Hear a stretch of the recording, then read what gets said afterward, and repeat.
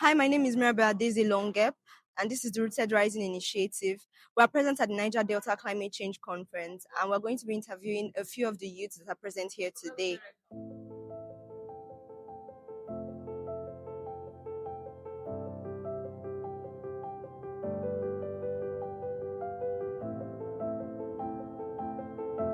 Hi, please, could you introduce yourself to us? Okay, my name is Mercy Eze. I'm the budget state officer in River State here. My name is Doreneo. Please. Okay, my name is Mbanita Nembari Best, a climate advocate and environmental activist in Lake Development Foundation. My name is Wandu Favor Adezi. Okay, my name is Dennis Njoku. I'm a climate and environmental activist. Hi, my name is John Dick Perfect. I'm a storyteller, climate advocate, environmentalist, and a writer. Hi, my name is Gift Saru Melbai, and I'm the project officer for Voices for Change. Okay, my name is Paul Worika. Okay, Best. What are your takes on climate justice, climate finance, and how do you think the youth can play a role in it? Okay, for me, as a person coming from the Niger Delta, as a person coming from one of the polluted land, one of the polluted village in River State, which is Ogoni, I would say climate justice is a total restoration of my land, a total remediation of my land, and no new fossil fuels, no new oil spillage. In fact, keep the oil in the soil. If all these are done, that is climate justice for me. I was asked a question this morning, a very serious question. Why climate justice? Firstly, I was taken aback. For 5 seconds, I couldn't really answer why climate justice. And then I recalled myself. Firstly, I'm in Niger Delta. And our fight first is for us to get justice for the climate that has been degraded by every single IOC. Because all they want is profit. And they don't care if the people of the Niger Delta are being affected by it or not. Over the months and over the weeks, we've had serious high-level sea rising. It is extremely hot within this area. So tell me, why not climate justice? Conversation for climate justice has to start with restoration, reparation, compensation for communities, and also just transition. Emphasis on the word just, because the transition that we are looking at is not the one that perpetuates the cycle of extractivism. Since 1956, when oil was discovered in the Niger Delta, international oil companies have been extracting with impunity.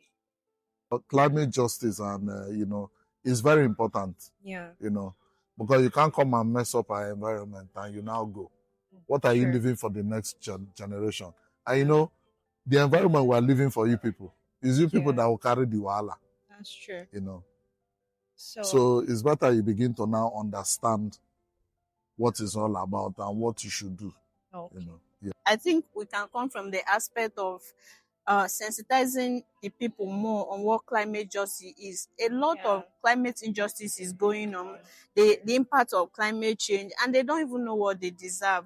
But you do better when you know better. If they are sensitized more, if they have more information, that's where budgets comes in. We tend to advocate and sensitize the people. So while I do civic education, most times I also come in from the aspects of PIA, what they deserve, the host community development trust. So more of advocacy, a lot of advocacy. If everybody know what they deserve, they will tend to go in for accountability. They will ask in for more climate funding, more of the benefits therein. You are reaping from my land, I should have benefits. And what are those benefits? They should even know that there are impacts and what they deserve. Okay, for me, my take concerning climate justice is something that is very important for a youth. Before now, the youth usually see themselves as people that these activities they are things that we are far from, or they are not part of what we need to do. And we tend to see a youth so concerned about tech, concerned about other areas of things that pertains to business. So they feel like when it comes to things that pertains to the environment, they are not part of. So one thing I would say that the youth has to start seeing themselves that everything that is in the environment, they're also part of it. And whatever affects the environment actually will ultimately affect their life. So it's time that we need to start seeing that we are not different from our environment, that whatever affects our environment affects us. So I think having that orientation will help us see that, okay, this is something that we are part of. And if we don't see our environment separate from ourselves to help us in terms of our fight for justice. Okay, like when this program started, when I came into the hall, I now discovered the age range are mostly old people. And I was telling my colleague that it would be better we begin to now involve a lot of young people. As young people, we must use our voices to debunk these claims, as the majority of the spills experienced in our environment are caused by oil industry equipment. Also, we must use our social media handles to spread and develop content that can sensitize majority out there so that they can join in the fight for ecological justice. Okay, I advise that the youth should be more involved. I Okay. talk more about integration. Personally, when I go to community and I talk about budget and all that, I ensure to integrate climate justice, climate change, like sensitizing the people. Like I've said, my own interest is on advocacy, on education, letting the people, enlightening the people more. I think the youth should be more involved. Inclusive society whereby the youth know that they have the responsibility of taking their voice count. There have been situations in budget whereby I go to community with media advocacy and engagement. You now call the attention of the actors involved, the agency, the government, and you see that such thing comes up and they implement such projects.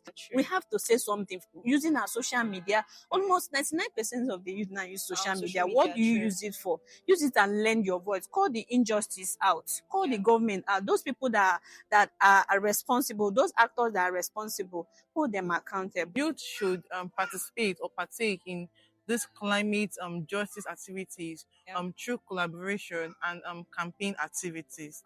And a lot of you have tools that can use to push the narrative, TikTok and all those stuff. Instead of dancing naked in TikTok, you can now use it to now push the narrative. Because I happen to work with Lide, when the litigation in Boda and all those stuff. It hasn't been, is a serious eye opener. Yes. The kind of impact we made, cannot be forgotten. So I will wish, this thing should be carried to the young people. Okay. How the youth will get involved is we will go out for more sensitization.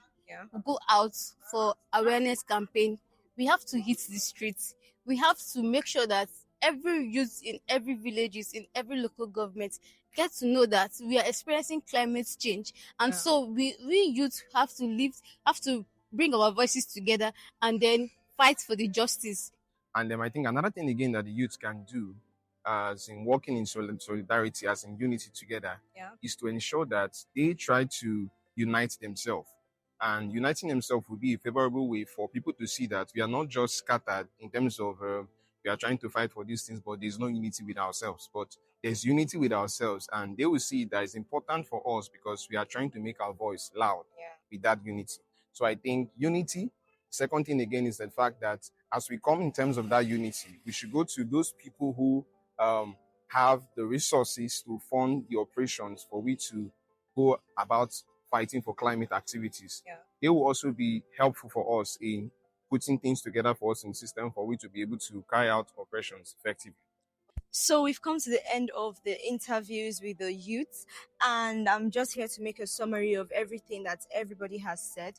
So in regards to climate justice and climate finance, people have made emphasis as to how it is the Niger Delta right to seek for reparation, remediation, and cleanup from these oil companies. And as such, we are to lend our voice and ensure that our voices are heard by the perpetrators of this pollution. And also, many of the speakers, the people I've interviewed, made mention of how the youth can play a role in lending their voice as well, because we are the ones taking over the environment. And while taking over the environment, the pollution are waiting for us. So we need to speak up in order for these pollutions to be cleaned up.